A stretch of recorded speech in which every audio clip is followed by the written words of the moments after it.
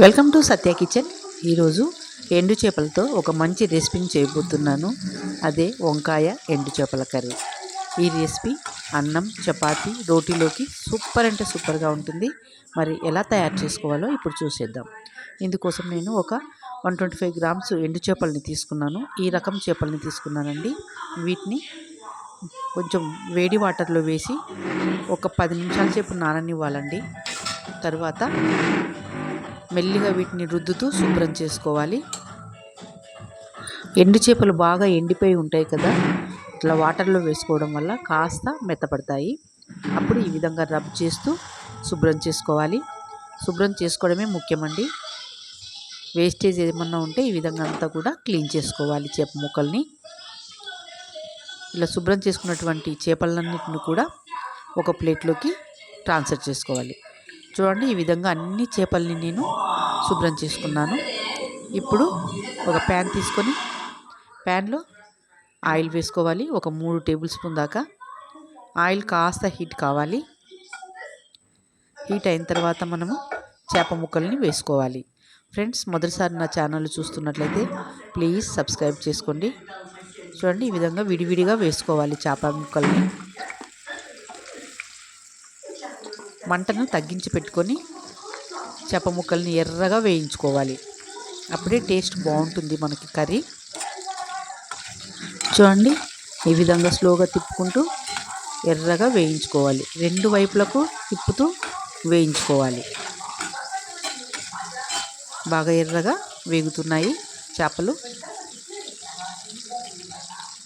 చాలా చాలా బాగుంటుందండి కర్రీ. ఈ విధంగా చేసుకోండి. ఇప్పుడు ఈ వేగిపోయినటువంటి ఈ చేపల్ని ఒక ప్లేట్లోకి ట్రాన్స్ఫర్ చేసుకుందాం. వీటిని ఇప్పుడు ఒక సైడ్కి పెట్టుకుందాం. అదే ఆయిల్లో ఒక మీడియం సైజు ఆనియన్ని ముక్కలుగా కట్ చేసి వేసుకోవాలి. అలాగే పచ్చిమిర్చి ముక్కల్ని కూడా వేసుకుందాం. ఉల్లిపాయ ముక్కలు బాగా ఎర్రగా వేయించుకోవాలి. చూడండి, ఈ విధంగా కలుపుకుంటూ వేయించుకోవాలి. ఇప్పుడు కొద్దిగా కరివేపాకు కూడా వేసుకొని వేయించుకుందాం. ఆనియన్స్ అన్నీ కూడా బాగా వేగిపోయినాయి. ఇప్పుడు ఒక మీడియం సైజు టమాటాలు ఒక 3 తీసుకొని ముక్కలుగా కట్ చేసి వేసుకోవాలి. బాగా పండిన టమాటాలు అయితే బాగుంటుందండి కర్రీ. అంతా కూడా ఒకసారి బాగా కలుపుకొని మూత పెట్టి మగ్గించుకుందాం. చూద్దాము. ఇప్పుడు కొద్దిగా ఉప్పు చూసి వేసుకోండి. చేపల్లో కూడా ఉప్పు ఉంటుంది. అలాగే కొద్దిగా పసుపు కూడా వేసుకోవాలి. రుచికి తగ్గట్టు కారం, మీరు ఎంత తినగలరో అంత కారం వేసుకోండి. అన్నీ వేసి ఒకసారి బాగా ఇలా కలుపుకోవాలి. ఇవి మగ్గడానికి మూత మూసి మరికొంచెం సేపు ఉడికించుకుందాం. చూద్దాము. ఉప్పు, కారం, టమాటా అంతా కూడా బాగా మగ్గిపోయింది. నేను ఇక్కడ ఒక 1/2 కేజీ వంకాయలు తీసుకున్నాను.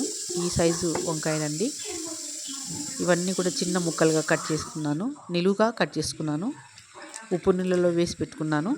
వీటిని ఇప్పుడు మనము తాలింపులో వేసుకోవాలి. తాలింపు అంతా కూడా వంకాయ ముక్కలకు పట్టేటట్లు ఈ విధంగా బాగా కలుపుకోవాలి. చూడండి, ఈ విధంగా అంతా కూడా బాగా కలుపుకున్న తర్వాత మూత మూసి కొద్దిసేపు ఉడకనిద్దాం. చూద్దాము. వంకాయ అంతా కూడా ఒకసారి కలుపుకుందాము. ఈ విధంగా కలుపుకున్న తర్వాత ఇప్పుడు మనం వేయించి పెట్టుకున్నటువంటి ఎండు చేప ముక్కల్ని వేసుకుందాం. అంతా కూడా మరోసారి కలుపుకోవాలి. మూత మూసి మరికొద్దిసేపు మగ్గించుకుందాము. చూద్దాము. కొంచెం వాటర్ అవసరం పడుతుందండి. నేను ఇక్కడ వేడి వాటర్ని ఒక టీ గ్లాస్ అన్ని వాటర్ వేసుకుంటున్నాను. అంతా కూడా ఒకసారి కలుపుకుందాము. మీకు గ్రేవీ కావాలనుకుంటే కాస్త ఎక్కువ వాటర్ వేసుకోండి. మూత మూసి ఉడికించుకోవాలి. చూద్దాం. చేపలు, వంకాయ అంతా కూడా మగ్గిపోయింది. ఇప్పుడు క్రష్ చేసినటువంటి ఎల్లిపాయలు, అలాగే 1 స్పూన్ ధనియాల పొడి వేసి ఒకసారి అంతా కూడా కలుపుకుందాం. క్రష్ చేసిన ఎల్లిపాయలు వేసుకోవడం వల్ల ఫ్లేవర్ చాలా బాగుంటుంది. మూత మూసి 1 నిమిషం పాటు ఉడికించుకుందాం. ఇప్పుడు చివరిగా కొత్తిమీర వేసుకుందాం. అంతా కూడా ఒకసారి బాగా కలుపుకోవాలి. వంకాయ ఎండు చేపల కర్రీ రెడీ అయిపోయింది. మీకు ఈ రెసిపీ నచ్చినట్లయితే లైక్ చేయండి, షేర్ చేయండి, కామెంట్ చేయండి. Please subscribe. Thank you for watching.